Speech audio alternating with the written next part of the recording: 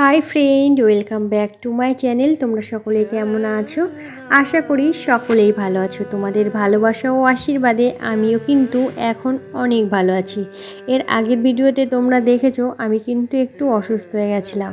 তো এখন যাচ্ছি ডক্টরের কাছে। তো তোমরা সকলে আমার সাথে থাকো, তো সম্পূর্ণ ভিডিওটি দেখতে থাকো। আশা করি আজকের ভিডিওটি তোমাদের অনেক ভালো লাগবে। আর আজকের ভিডিওতে তোমাদের সাথে আমি একটা কথা শেয়ার করতে চাই। তো তোমরা এর আগেও অনেকেই আমার ভিডিও দেখেছো। তো মা না হয়েও কিন্তু সন্তানের মা হওয়া যায়। তো তেমনই কিছু জিনিস আজকে তোমাদের সামনে তুলে ধরবো। তো আমার বাচ্চারা কেমন আছে, তাদের কিভাবে দিন কাটে, আর আমি কেমন করেই বা আমি অবিবাহিত হওয়া সত্ত্বেও, বিয়ে না করা সন্তান জন্ম না দিয়েও মা কী করে হলাম। যারা তোমরা আমার পুরনো ফ্রেন্ড, যারা আমার ভিডিও অনেক দিন ধরে দেখছো, তারা তো জানো যে আমি কিন্তু এর আগেও তোমাদের সাথে আমার বাচ্চা দত্তক নেওয়ার কথাটা শেয়ার করেছিলাম। তো সেই বাচ্চা দত্তক নেওয়া থেকে আজ পর্যন্ত এতগুলো দিন পার হয়ে গেছে। তারপর এখন তারা কেমন আছে, তারা কেমনভাবে থাকে, কি করে সারাদিন, তাদের সঙ্গে আমার কিভাবে সময় কাটে, সেই সম্পূর্ণটাই আজকের ভিডিওতে আমি তোমাদের সাথে শেয়ার করব। তো তোমরা হয়তো যারা আমার পুরনো বন্ধু এতক্ষণে কম বেশি হয়তো বুঝতেই পেরেছো বা বোঝার চেষ্টা করছো। তো তোমাদের সাথে সব কিছুই শেয়ার করব। তো তোমরা কেউ ভিডিওটি স্কিপ করো না, সম্পূর্ণ ভিডিওটি দেখতে থাকো। আশা করি আজকের এই ভিডিওটি তোমাদের অনেক ভালো লাগবে। যারা আমার চ্যানেলের নতুন বন্ধু আছো, তোমাদের সকলকে অনেক ভালোবাসা। তোমাদের আমার ভিডিও যদি একটুও ভালো লেগে থাকে, অবশ্যই চ্যানেলটি সাবস্ক্রাইব করে আমার পাশে থেকো এমন নিত্য নতুন ভিডিও দেখার জন্য। আমি কিন্তু ব্লগ ভিডিওর সাথে সাথে গুরুত্বপূর্ণ তথ্যগুলো তোমাদেরকে দেওয়ার চেষ্টা করি, আর অনেক বাস্তব টিপসও কিন্তু তোমাদের সাথে শেয়ার করি। এখন হলো সন্ধ্যাবেলা, দেখো সন্ধ্যার টিফিনে ছিল চা আর কাসুন্দি দিয়ে আলু দিয়ে মাখা, একটা মুড়ি মাখা করা হয়েছিল। তো সেটাই ছিল আজকের আমাদের সন্ধ্যার টিফিনে। তো তোমরা হয়তো অনেকেই হয়তো ভাবছো যে কিভাবে একটা মেয়ে কিভাবে মা হতে পারে বিয়ে না করা সত্ত্বেও, বাচ্চা জন্ম না দিয়ে। তো এইটা হয়তো আমার পুরনো বন্ধুরা কম বেশি জানো যে আমার একটা দত্তক নেওয়া বাচ্চা ছিল। তো আর যারা নতুন তারা তো অনেকেই জানো না। তো কেমন আছে, তারা কি করছে, সেই সব কিছু কিন্তু আজকের এই ভিডিওতে তোমরা দেখবে। কথায় বলে মায়ের মতো কিন্তু কেউ হতে পারে না। হয়তো মায়ের মতো হওয়া সম্ভব, কিন্তু মা হয়ে ওঠা কিন্তু খুবই কঠিন একটা ব্যাপার। তো একটা বাচ্চাকে লালন পালন করে তাকে বড় করে তোলা যে এতটা কঠিন, তো সেটা হয়তো একজন মাই ভালো জানে যে একটা সন্তানকে সে কতটা ভালোবেসে লালন পালন দিয়ে বড় করে তোলে। তো সেই সন্তান তার কাছে কি জিনিস। তো বন্ধুরা, তোমরা সকলেই জানো যে আমাদের প্রত্যেকটা মানুষের কিন্তু জীবনে একটা না একটা লক্ষ্য থাকে বা আশা থাকে, শখ থাকে, স্বপ্ন থাকে। তো কেন আমি এরকম একটা ডিসিশান নিলাম, কেন এটা করলাম, সবটাই তোমাদের সাথে আজকে শেয়ার করব। আর আমার সেই বাচ্চাগুলোকেও তোমাদের সাথে শেয়ার করব। তো তোমরা কেউ ভিডিওটি স্কিপ করো না, সম্পূর্ণ ভিডিওটি দেখতে থাকো। এতক্ষণ পর্যন্ত যে সকল বন্ধুরা তোমরা আমার সাথে আছো, পাশে আছো, অবশ্যই ভিডিওটিতে একটা লাইক দিয়ে সম্পূর্ণ ভিডিওটি দেখতে থাকো। তো যারা আমার পুরনো বন্ধু তারা হয়তো এতক্ষণে বুঝেই গেছো যে আমি আমার বাচ্চার কথা বলছি। তো হ্যাঁ, এই যে দেখছো যে দুই মিনি বিড়াল, এরাই কিন্তু বলতে পারো যে আমি একটা টাইমে ওদের মা ছেড়ে চলে গেছিলো, সেই মুহূর্তে ওদেরকে লালন পালন করে আজ এরা এতটাই বড় হয়েছে। ওদের খাওয়ানো, ওদের সাথে খেলা করা, এভাবে কিন্তু সারাটা দিন আমার কাটে। তো ওরা আমার কাছে সন্তানের থেকে কোনো অংশেই কম না। হয়তো বলতে পারো যে ওদের নিয়ে কিন্তু সারাটা দিন আমি অনেক ভালো থাকি।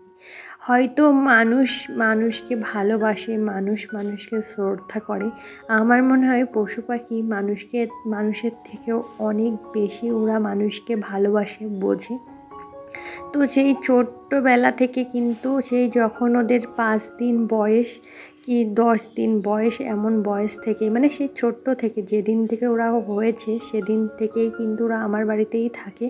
তো আমার পুরনো বন্ধু তোমরা তো জানো, আর দেখো আজকে ওরা কতটা বড় হয়ে গেছে।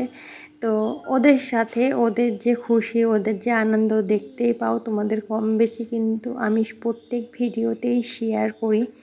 তো তোমরা হয়তো এখনও অনেকেই বুঝতে পারোনি, আমি কিন্তু এই মিনি বিড়ালদের কথা বলছি। এরাই কিন্তু আমার কাছে সন্তান সমতুল্য বলতে পারো। এদেরকে নিয়েই কিন্তু সারাটা দিন আমরা খেলাধুলো আনন্দ মধ্যে দিয়েই যাই।